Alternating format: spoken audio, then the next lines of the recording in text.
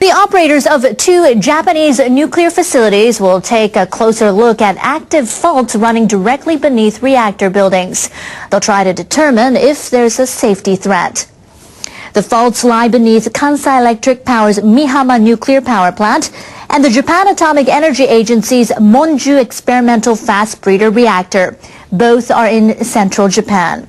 Officials at the facilities will conduct underground surveys to get a more detailed picture of the geology. Japan's Nuclear and Industrial Safety Agency ordered the operators to conduct the examinations. Agency officials warn that shifting faults could cause reactor buildings to move even if the faults lie 500 to 1,000 meters away. The operators will try to determine when the faults moved in the past. They'll look at geographical features around the facilities and the nearby sea. The surveys will take 6 months to complete. The facilities operators say they'll report their findings by the end of March. Video shot immediately after the accident documents how Tokyo Electric Power Company responded. On today's Nuclear Watch, we'll review some of the footage and discuss what it reveals. TEPCO released portions of the video earlier this month, more than a year and a half after the disaster. It was taken during teleconferences between workers at the Fukushima Daiichi nuclear plant and officials at TEPCO's Tokyo headquarters, as they struggled to bring the crisis under control. TEPCO created a 90-minute segment from its hours of footage. It released this to the media for broadcast. The video shows workers panicking in response to a series of explosions at the Fukushima Daiichi nuclear plant. 本店大変です。はい。3号機多分水蒸気だと爆発が今起こりました。1号機と同じ爆発だと思います。現場の人のは現場の人。The video is important because it documents TEPCO's initial response to the accident. It could help fill in some of the blanks about what went wrong. NHK World's Keniichiro Okamoto covered the Fukushima Daiichi nuclear power plant accident and its aftermath. He has spent the past weeks reviewing TEPCO's video footage. So, Keniichiro, tell us what you saw. As the saying goes, a picture is worth 1,000 words. There are a lot of written documents about the nuclear disaster, but they do not offer a complete picture of what happened. For this reason, I feel that the video is very important. How did TEPCO make the video available? One part consists of 90 minutes of footage taken from the hours of video recorded. TEPCO released this version to the media on August 6th. Some parts of the video were edited to protect the identities of individual workers. TEPCO is also allowing journalists to watch 150 additional hours of video at its Tokyo headquarters for a limited time. There are conditions. The video is shown on computers. No one may download or record the images. Only written memos are allowed. The video is available for viewing only on weekdays and for a maximum of 6 hours a day. 150 hours of video with 6 hours a day means that it would take at least 25 days to watch all of the footage. Yes, that's right. But at first, TEPCO says journalists could watch the video only for 5 days. The company later extended the period to 1 month.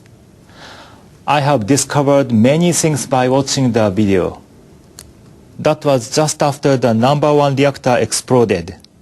A senior official at TEPCO's headquarters announces that members of the accident task force can leave.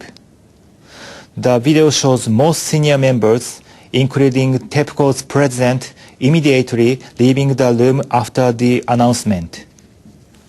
Now, TEPCO says that these people remained inside the company buildings. But the video raises questions. TEPCO must have more footage. Is there any chance they will release all the video? Well, TEPCO is reluctant to make any of the video public. They say the teleconferences are for internal communication. They also say the company does not legally have to release the video. But the video footage is a valuable record of the nuclear disaster, not only for Japan, but all over the world. NHK will continue to press TEPCO to disclose all information about the accident. NHK World's Kenichiro Okamoto for Nuclear Watch. The Tokyo District Court this week ordered TEPCO to hand over a copy of the video. The court will keep the video as evidence. Tokyo Electric Power Company officials will provide more video showing how they dealt with the aftermath of the nuclear accident at Fukushima Daiichi. They recently released a shortened version of the intense teleconferences over the first 5 days. Members of the public and the media criticized a partial disclosure. TEPCO spokespersons say they will release video recorded in the month after the disaster. The utility already disclosed 150 hours of video of the teleconferences between its Tokyo head office and the plant. TEPCO banned the media from making copies. The new video documents the days when TEPCO engineers had problems securing water to cool spent fuel pools at Fukushima Daiichi. This reignited fears of further nuclear fallout. Japanese leaders also approved the unannounced release of low-level radioactive water into the ocean during this time. That prompted criticism from neighboring countries. TEPCO spokespersons say they will partially edit the new video despite calls for full disclosure. They have again cited the need to protect their employees' privacy. Government officials have released their blueprint for rebuilding areas at the heart of the nuclear debate. They want to decontaminate and restore lifelines in parts of evacuation zones around Fukushima Daiichi within 2 years. Reconstruction Minister Tatsuo Hirano released the plan. It covers sections of the zones where evacuation orders have been lifted. Government officials will focus for the first 2 years on decontamination and on restoring water, sewage, and power so residents can live there. They'll offer residents jobs in those areas and in decommissioning the damaged nuclear reactors. Ministry officials aim to restore train and bus services and promote local industries within 5 years. Their 10-year plan calls for attracting young people to the region. They'll focus on developing new industries, including the production of renewable energies and making medical equipment. Finding places to dispose of radioactive waste from the accident at Fukushima Daiichi has been a struggle. Japanese government officials have proposed a site in Tochigi, north of Tokyo. The proposal is the first of its kind, and they've made to a prefectural government. The Environment Ministry's Katsuhiko Yokomitsu outlined the plan to Tochigi Governor Tomikazu Fukuda. The central government is responsible for disposing of more than 42,000 tons of radioactive ash and mud in 9 prefectures. Levels of cesium in the waste exceed the government standard of 8,000 becquerels per kilogram. Tochigi Prefecture is already temporarily storing about 9,000 tons of radioactive waste at sewage treatment and other facilities. Environment Ministry officials say a 4-hectare national forest in Yaita City is large enough and far enough from residential areas. The government wants to store radioactive waste in drums at the site in an underground concrete facility. It also wants to dig wells to check whether radioactive materials are seeping into groundwater. The government says the level of radioactivity in the air would not exceed 1/100th of 1 millisievert, the maximum annual amount not considered damaging to human health. We need to courteously explain to the residents why the place was chosen. We'll do our best to get them to understand the facility will be safe. Yaita Mayor Tadashi Endo said the proposal came out of the blue without any consultation. Someone has to take the waste. I'm worried. I have a small child. The government plans to win local consent by holding briefings for local residents and start construction around summer next year. It hopes to take the waste to its final disposal site by 2014. The government also plans to ask other prefectures this month about accepting radioactive waste. Radioactive contamination has been detected throughout Japan, and which is almost even worse is that also in Hawaii and in the western United States, particularly in the water and milk sources. Peaches produced in Fukushima will go on sale in Thailand next week. It's the first overseas sale of products harvested in the prefecture since last year's accident at the Fukushima Daiichi nuclear plant. Fukushima growers have campaigned hard to stress the safety of their food products and had them undergo numerous radiation tests. Many countries have halted or restricted food imports from Fukushima due to fears of radioactive contamination. Now about 800 peaches will be exported to Thailand. They will be sold at a department store and a large shopping mall in Bangkok. Last month, Fukushima prefectural officials invited department store and trade company agents from Thailand to give them a tour of peach orchards and facilities that check radiation. I'm very delighted because we can now help to dispel rumors about alleged radiation contamination. We'll continue to promote the safety of our products. Workers at the oldest nuclear plant in France got a scare when steam started leaking from the facility. But the operator says no radioactivity got out. The leak occurred at the Fessenheim complex in eastern France near the German border. Électricité de France operates the plant. The release took place during regular maintenance in a separate building from the one housing the reactor. A spokesperson for the company said hydrogen peroxide mixed with water and caused a chemical reaction. That resulted in the release of steam.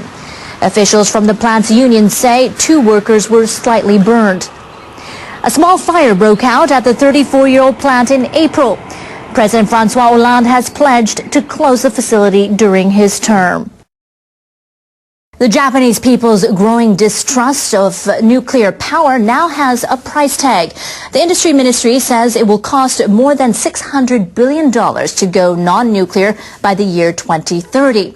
A recent opinion poll suggests that's what half the population wants. Yukio Edano spoke at a meeting of cabinet ministers in charge of energy policy.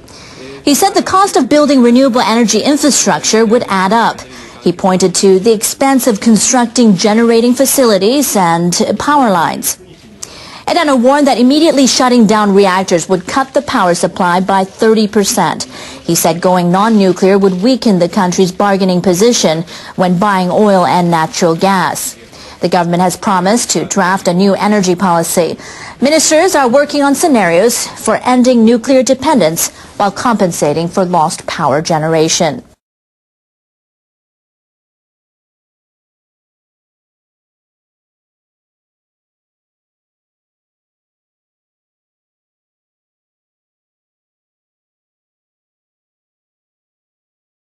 A new breakthrough in genome research could change our understanding of the human body and the treatment of hundreds of diseases.